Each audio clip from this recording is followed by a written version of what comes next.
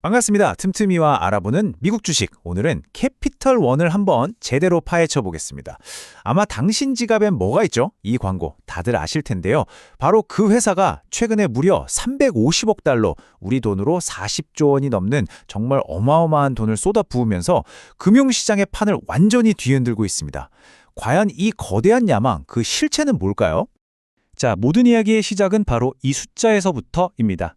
353억 달러. 이건 그냥 단순히 돈을 좀 썼다 정도가 아니에요. 캐피털 원이 금융계의 게임 체인저가 되기 위해 모든 걸 건 그야말로 거대한 승부수라고 할 수 있습니다. 그러니까 이 돈은요, 그냥 비용이 아닙니다. 캐피탈 원이 더는 남들이 만들어 놓은 규칙을 따르는 그냥 그런 평범한 카드 발급사로 남지 않겠다는 선언인 거죠. 이제는 직접 게임의 룰을 만드는 플랫폼이 되기 위해 지불한 대가, 말 그대로 미래를 통째로 건 투자라고 봐야 합니다. 자, 그래서 첫 번째로 나타난 변화가 뭐냐? 바로 새로운 금융 거인의 탄생입니다. 이 천문학적인 인수를 통해서 캐피털 원은 정말 말 그대로 단숨에 미국 금융시장의 최상위 포식자 중 하나로 떠오르게 된 겁니다. 디스커버를 인수하면서 캐피탈 원은 그동안 부동의 1위였던 JP모건 체이스를 밀어내고 미국 최대의 신용카드 발급사가 됐습니다. 이게 그냥 와, 1등 했네 하고 끝날 일이 아니에요. 이건 앞으로 우리 모두가 뭘로 또 어떻게 결제할 건지 그 주도권을 캐피탈 원이 가져오게 됐다는 아주 중요한 의미를 갖습니다. 아니, 그런데 도대체 왜 이렇게까지 엄청난 돈을 쏟아부었을까요? 이걸 이해하려면요, 캐피털 원이 정말 오랫동안 골머리를 앓아왔던 아주 고질적인 문제가 하나 있었거든요. 바로 결제 통행료 문제입니다. 핵심은 중간 수수료라는 건데요. 자, 한번 상상해 보세요.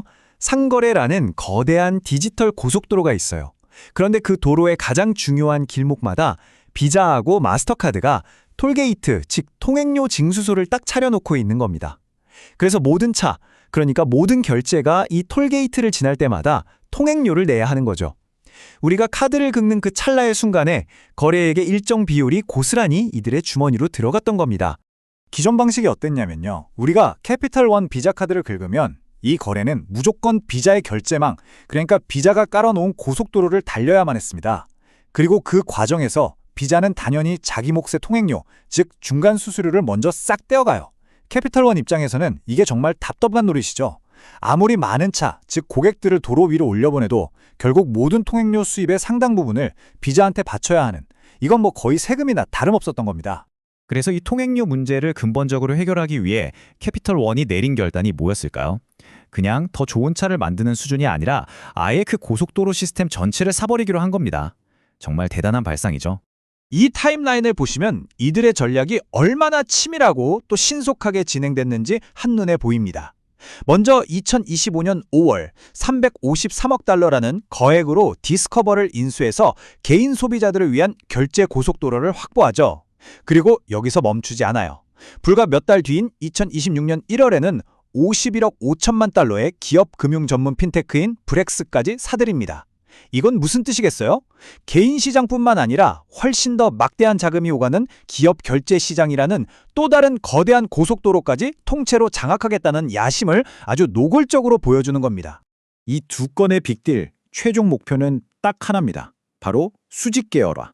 우리가 잘 아는 아메리칸 익스프레스처럼요, 카드 발급부터 결제망 운영, 심지어 기업 금융까지 거래의 시작부터 끝까지 모든 과정을 직접 통제하는 완벽한 닫힌 생태계를 만들겠다는 거죠. 이렇게 되면 단순히 통행료를 아끼는 수준을 넘어서 누가, 언제, 어디서 뭘 사는지를 보여주는 그야말로 황금알을 낳는 거위 같은 결제 데이터를 독점하게 되는 겁니다. 이걸로 또 다른 사업 기회를 만들 수 있겠죠. 자, 이렇게 야심찬 계획에 대해서 시장의 평가는 당연히 엇갈립니다. 먼저 긍정적인 시각부터 한번 볼까요? 이쪽, 즉 강세론에서는 캐피탈 원이 이제 아무도 무너뜨릴 수 없는 그야말로 난공불락의 금융 요새를 구축했다, 이렇게 평가합니다. 강세론의 가장 강력한 무기는 바로 이 압도적인 수익성입니다. 은행의 핵심 수익 지표인 순이자 마진 NIM이라는 게 있는데요. 쉽게 말해서 예금과 대출 금리 차이로 얼마나 돈을 잘 버느냐, 이걸 보여주는 지표거든요. 이게 무려 8.36%에 달합니다. 다른 대형은행 평균이 한 3% 정도니까 2배가 훌쩍 넘죠. 바로 이 막대한 이익이 그 350억 달러짜리 엄청난 인수를 감행할 수 있었던 든든한 자금줄이자 자신감의 원천이었던 겁니다. 강세론의 핵심 근거를 정리하면 크게 네 가지입니다. 첫째, 이제 자체 결제망이 생겼으니 더는 비자 같은 곳에 비싼 통행료를 낼 필요가 없어졌죠. 둘째, 미국 1위 카드사라는 규모에서 나오는 방대한 고객 데이터, 이건 돈으로도 살 수 없는 강력한 무기입니다. 셋째, 디스커버와 합치면서 중복되는 비용을 줄이는 시너지 효과로 2027년까지 무려 27억 달러를 아낄 수 있을 거라고 보고요. 마지막으로 14.3%에 달하는 튼튼한 자기자본 비율. 이건 일종의 비상금 같은 건데 이게 넉넉해서 웬만한 외부 충격에도 끄떡없다는 겁니다. 경영진의 자신감은 CEO 리처드 페어뱅크의 이 한마디에서 아주 잘 드러납니다. 미래 수익을 이끌어낼 더 많은 기회가 보입니다. 어떤 면에서는 제 경영 전체를 통틀어 역대급입니다. 이건 그냥 막연한 희망을 말하는 게 아니죠. 계획에 대한 아주 강한 확신을 보여주는 겁니다. 하지만 동전에는 양면이 있죠. 이 장밋빛 점막의 바로 뒷면에는 아주 어두운 그림자도 존재합니다. 이 모든 게 대성공이 아니라 끔찍한 재앙으로 끝날 수도 있는 위험천만한 도박이다, 이렇게 경고하는 약세론의 목소리도 만만치 않습니다.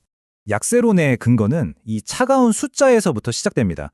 24.8%.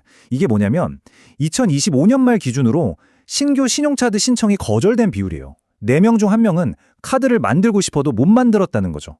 이건 지금 소비자들의 지갑 사정이 매우 좋지 않다는 명백한 신호입니다.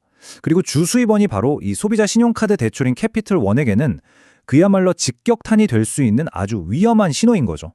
약세론자들이 구체적으로 지적하는 리스크는 이렇습니다.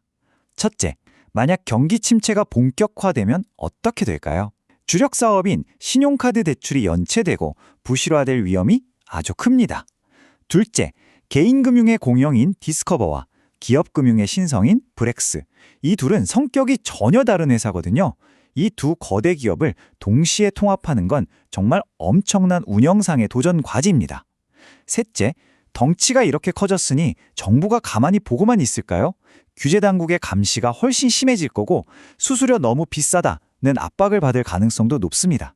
마지막으로 경쟁사들, 특히 JP모건과 아멕스가 이 모든 상황을 그냥 팔짱 끼고 구경만 하고 있지는 않을 거라는 점이죠.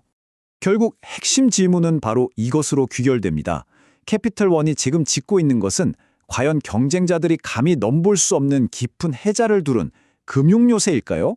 아니면 경기나는 바람 한 번에 와르르 무너져 내릴 수 있는 위태로운 카드로 만든 집일까요?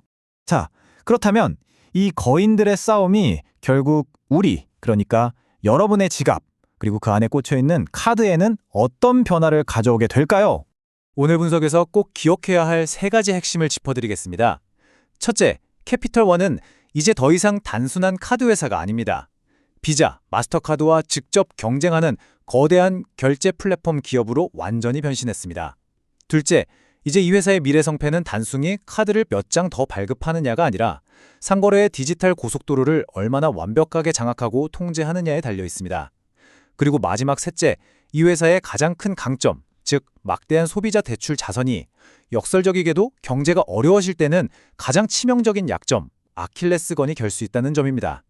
캐피탈원은 자신들의 미래의 전체를 걸고 자체 결제 네트워크를 손에 넣었습니다. 과연 이 거대한 승부수는 누구도 넘볼 수 없는 무적의 거인을 탄생시킬까요? 아니면 그 야망의 무게를 감당하지 못하고 결국 무너지게 될까요? 오늘 살펴본 심층 리포트가 투자의 기준을 잡는 데 도움이 되셨길 바랍니다. 더 날카로운 토론은 오디오 팟캐스트 본편에서 이어집니다. 궁금한 기업은 댓글로 남겨주세요.